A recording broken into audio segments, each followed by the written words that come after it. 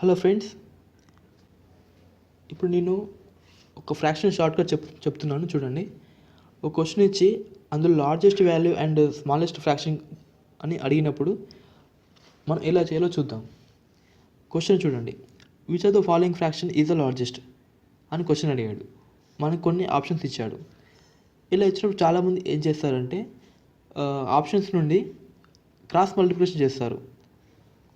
అలా చేస్తే మనకి ఆన్సర్ వస్తుంది. కానీ అలా చేయడం వల్ల మనకి చాలా టైం పడుతుంది, చాలా టైం వేస్ట్ అవుతుంది.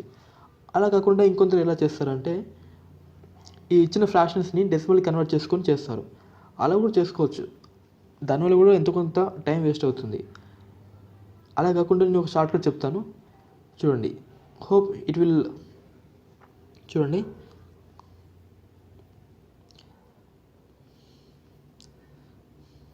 ఇప్పుడు మనకు 8/9 ఇచ్చాడు. అందరికి తెలుసు అప్పర్ వాల్యూ అనేది న్యూమినేటర్ అంటారు, లోవర్ వాల్యూ అనేది డినామినేటర్ అంటారు.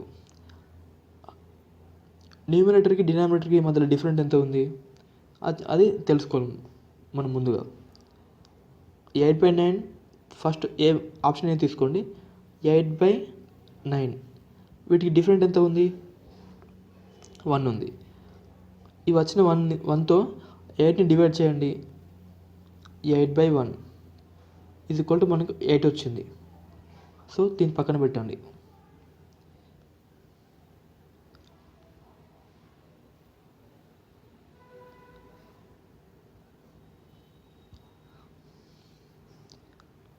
మనకు ఇక్కడ 8 వచ్చింది. సెకండ్ ఆప్షన్ బి తీసుకోండి. బిలో మనకు 18కి 23కి మధ్యలో డిఫరెన్స్ ఎంత ఉంది? 5 ఉంది. వచ్చిన 5తో 18ని డివైడ్ చేయండి.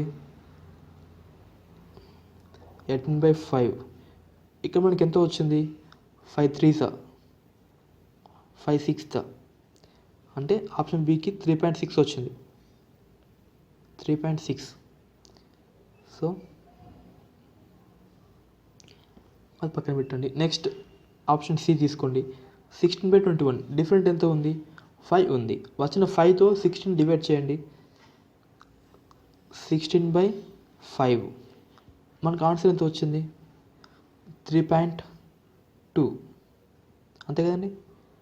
Option C 3.2.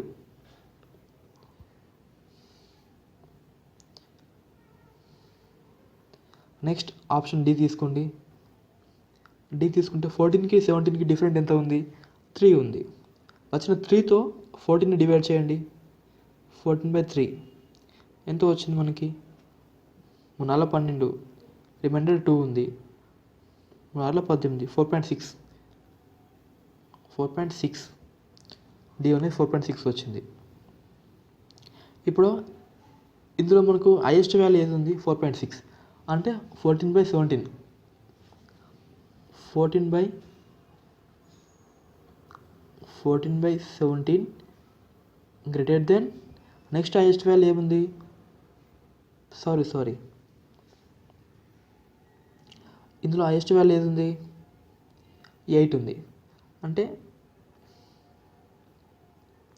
18/19 greater than second highest value 4.6 అంటే 14/17.